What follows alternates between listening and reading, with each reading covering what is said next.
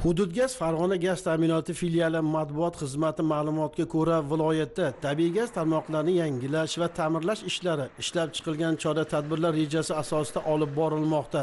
Unga ko'ra, asosiy e'tibor aholi xonadonlari hamda ijtimoiy soha obyektlariga tabiiy gaz yetkazib berish barqarorligini ta'minlashga qaratilgan. Shu maqsadda viloyat bo'yicha 19-17 kilometr gaz quvurlari rekonstruksiya qilindi.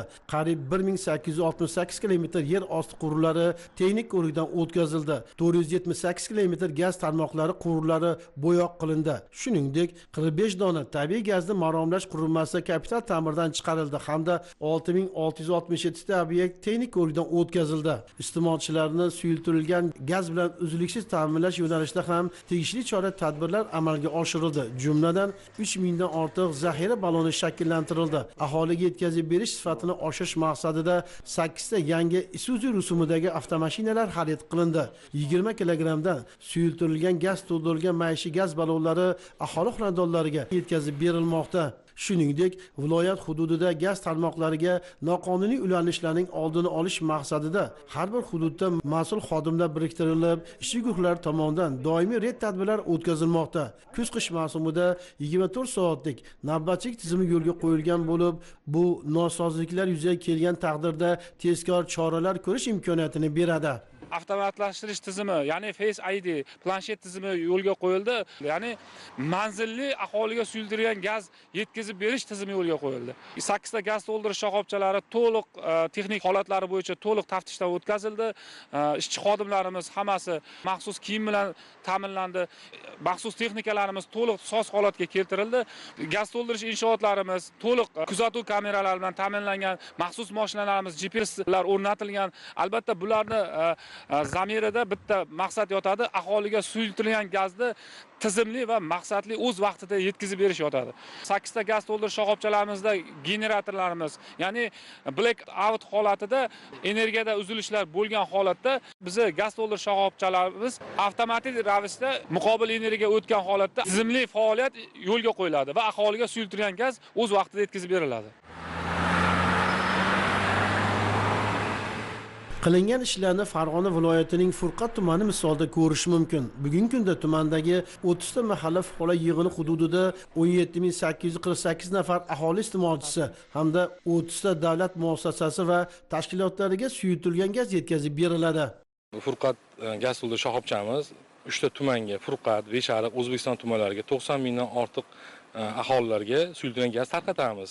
Aholidan kelayotgan maishiy gaz ballonlar o'sha servis markaziga kiradi. Servis markazida orqa-oldiga to'liq to'kib olinib, yaroqsizlari yaroqlarga almashtiriladi. Ish sifatini yaxshilash maqsadida gaz quyish kolonkalarini avtomatlashtirilganmiz. O'sha to'liq 20 kilodan quyiladi. Eng zamonaviy o'sha so'nggi rusumdagi o'sha gaz quyish kolonkalari o'rnatilgan. 20 kilodan quyib berilib aholilarga tarqatiladi. Aholiga xizmat ko'rsatish ishlari tuman hokimligi tomonidan tasdiqlangan reja grafika muvofiq amalga oshirilmoqda. Ushbu jarayonda 4 ta maxsus jihozlangan Isuzu va bitta zil avtomashinasi hamda jami 10 nafar ishchi xodimlar ishtirokida gaz ballonlarini iste'molchilarga yetkazib berish ishlari olib borilmoqda. Hozirgi kunda Furqat tumanidagi iste'molchilar 35-38 kunlik oralig'da suyultirilgan gaz bilan muntazam ta'minlanib kelinmoqda. Navbatdagi maishiy gaz ballonlari Qizilqiyoq mahalla fuqarolar yig'inidagi aholi xonadonlariga tarqatildi.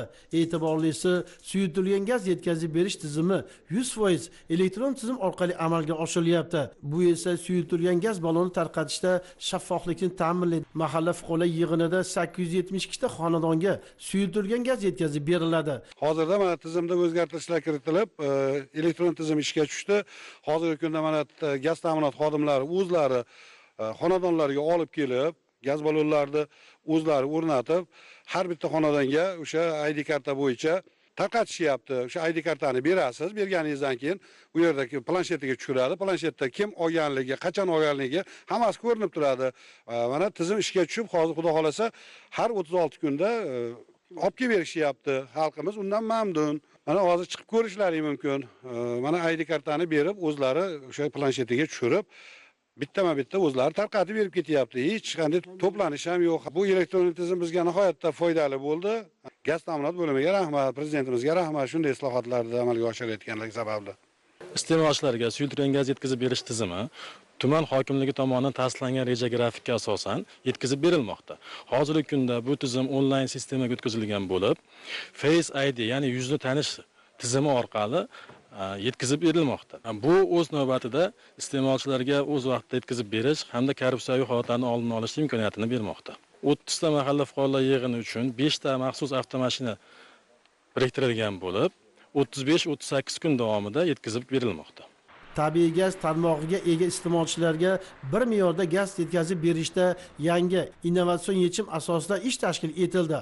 Bir yil avval Farg'ona viloyatida ilk bor Dang'ara tumanida tabiiy gaz ta'minotidagi muammolarni hal etishda innovatsion yondashuv asosida yangi loyiha amalga oshirildi.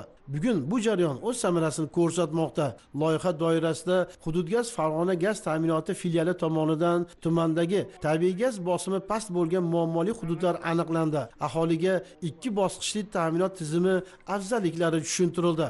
Yangilik Sanam mahalla fuqarolar yig'ini Gulbo qishlog'ida sinov tariqasida joriy etildi. 3 bosqichli gaz tarmoqlari gidravik hisob-kitoblar asosida qayta loyihalashtirilib, yangi tartibda montaj ishlari olib borildi. Mahalladagi tabiiy gaz ulanish tarmog'iga elektron gaz hisoblash uskunasi o'rnatildi. Bu mahallamiz 3 bosqichli gaz tarmog'ida edi. Texnologik yo'qotishlar sababli mahallada 4 ta gaz taqsimlash qurilmasini olib tashlab, bitta yuqori bosimli gaz taqsimlash qurilmasi o'rnatildi. 326 iste'molchimiz bor, bittasi bog'cha, 325 tasi xonadon. Bu xonadon bog'chalarga 4,5 kilometr yuqori bosimli gaz tarmog'i tortildi, 2 bosqichga o'tkazildi. Har bitta xonadonga regulyator o'rnatildi. Bundan maqsad har bitta xonadonda o'sha gaz bosimini bir me'yorda berish maqsadida. Mahallaga bir oyda qabul qilinib turgan gazimiz 30.600 kuba. Bizga qaytgan gaz 30.000 kuba, texnologik yo'qotishimiz 1% ga tushdi. Eski 3 bosqichlimizda bu yo'qotishimiz 10% bo'lgan. Shu 1% ham yo'qotish maqsadida ishlar olib boryapmiz. Tumanimizda 21 ta mahalla fuqarolar yig'ini tabiiy gazni gazlashgan bo'lib, har bitta MFE ulanish nuqtasiga, tabiiy gaz tarmog'i ulanish nuqtasiga elektron gaz solish uskunalar o'rnatildi. Hududiy xonadonlarning gaz solish uskunalari uy uchun tashqariga chiqarildi. O'rta bosimli gaz bosimi olib kelindi. Xonadon ulanish nuqtasiga regulyator o'rnatildi. Xavfsiz gazni ta'minlashga erishildi. O'tgan yili 5-7% bo'lgan bo'lsa, shu davrga tabiiy yo'qotish. Hozirgi paytda bu yil 3-1 ga tushirdik. Xonadonlarda gaz jihozlarini zamonaviy gaz yondirgichlarga almashish ishlari olib borilyapti. Eng asosiysi tabiiy gaz ta'minotidagi uzilishlarning oldi olindi. Har bir xonadonga bir me'yorda gaz kirib borishidan fuqarolar ham mamnun. Shu bosqichli paytlarida gribiga yaqin xonadonlarda gaz yaxshi yonardi. Mana chekka hududlar bizniki ham mana ancha qishloq chekkasida gaz ta'minoti yaxshi bo'lmay, o'chib, yonib degandek har xil holatlar bo'lardi, asabbuzarliklar bo'lardi. Endi mana 2 bosqichlikka o'tdik. Bu juda ham yaxshi bo'ldi biz uchun. Bu bilan o'rta bosim butun hamma joyda birdek bo'lar ekan. O'sha kiraverishda qanday bo'lsa, bosim bizda ham hozir xuddi mana shunday, mana shu narsaga e'tibor bergan prezidentimizga rahmat. Yozda qanday bo'lsa, qishda ham xuddi shunday holatda gaz bosimlari bir xil. Tabiiy gaz ta'minotidagi yo'qotishlarni aniqlash va tizim samaradorligini oshirishda muhim ko'rsatkich bo'lgan Dang'ara tajribasi bugungi kunda 18 ta shahar va tumanda joriy etildi. Natijada viloyat bo'yicha 5% yo'qotishni 1.13% ga kamaytirishga erishildi. Foydalanilgan tabiiy gaz uchun to'lovlar tushumi 600 million so'mga ko'paytirildi.